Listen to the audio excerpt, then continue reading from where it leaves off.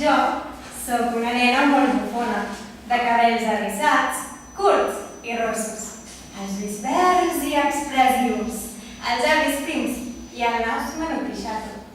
La mare naturalesa em va portar el do del pinzell. Jo sóc la fada de la primavera encarregada de pintar les roses i les margarides, les ratlles grogues a les abelles. I a la nit encén els fanals de les coques de llum. Però un matí, tot just al clarejar d'alba, em vaig llevar molt cansada. Feia molt mal les ales i no em podia moure. Estava malalta. Durant molt de temps vaig estar fent repòs al llit de les flors, però no millorava. El color del meu cos es va començar a esvair. Amb la mort de l'Iris, el país dels flors va passar a ser el país de la foscor, perquè un gran núvol negre va cobrir tot el cel i amb el seu plor es van portar tots els colors dels arbres, les flors, les fulles, els bolets. El país va quedar sense colors alegres i la foscor ho va envair tot. Aquest fet amoïnava molt als fats i a les fades, perquè això significava que el sol deixaria d'il·luminar les seves vides. Les estrelles no tornarien a brillar i al dalt del cel només quedarien el seu record.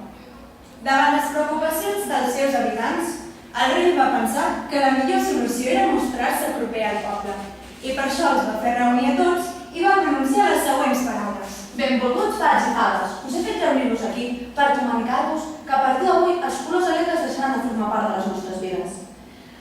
A partir d'ara, viurem amb dol eternament i mai més tornem a ser el país dels colors. Per aconseguir això, haurem de treballar units per poder suportar un país sense colors i viure feliços. Els fats i les fades van escoltar atents les paraules del rei, però tristos i resignats van decidir posar-se a treballar. De sobte, entre la multitud, es va sentir una veu forta i estrident. Per què? De seguida tothom va mirar en Fatró. En Tro era el fat més mogut i inquiet de tot el país i estava enamorat bojament de l'Iris.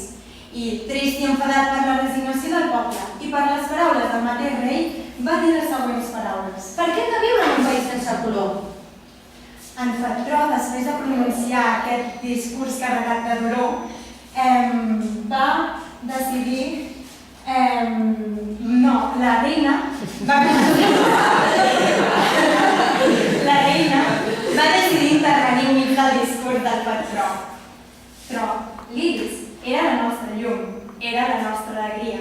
Ella dibuixava somriures per allà on passava i sense ella no podem fer res. Però ella odiava la tristesa i, sobretot, el que més odiava era la resignació i la indiferència. Ella ens va ensenyar a ser feliços, ens va ensenyar que els colors vivien dins de cada un de nosaltres. I ens va ensenyar que si pensàvem molt fort en un color, aquell apareixeria. I nosaltres què hem fet? Ens hem resignat i hem acceptat la situació. Mentre en Tro parlava, el país va ser inundat per un profund silenci.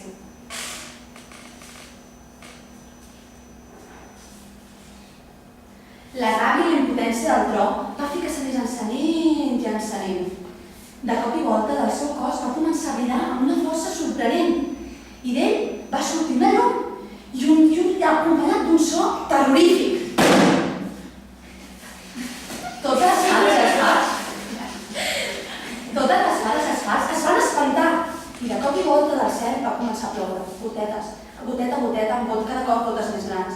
No parava de ploure i la llum que va sortir dintre del tro va xocar contra la tumba de l'Iris. Sorprenentment, es va dividir amb 7 colors meravellosos. Primer de tot va aparèixer el vermell, el color que es va retornar l'amor i la passió pel poble.